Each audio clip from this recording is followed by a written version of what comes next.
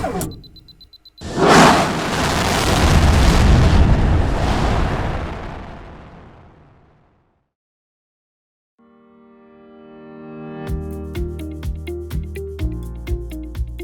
everyone, welcome back. In the last video, we learned what a problem statement is.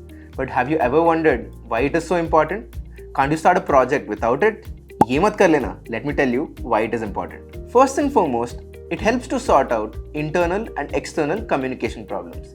When you clearly define a problem, everyone working on the project will know what they're working on and what the end result should look like.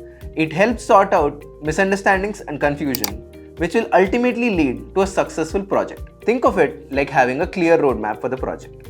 Everyone knows what direction to head in and what the final destination is, which ensures everyone is focused and working towards the same goal. Now, what about external people who could support the project, such as investors or sponsors? It is particularly useful when you're seeking funding from external sources. By using a problem statement to communicate with stakeholders, it can help them see the big picture and also help them get excited about the project's potential impact. Furthermore, a problem statement can help establish clear project goals and objectives. It defines the problem, outlines what needs to be accomplished, and sets expectations for the outcome. This clarity of purpose can guide the team's activities and decision making throughout the process. Lastly, the problem statement helps define the boundaries of the project. It clarifies what processes need to be examined and where the focus should be.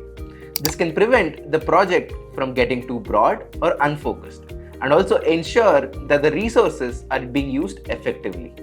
So, always remember to start your projects with a clear problem statement.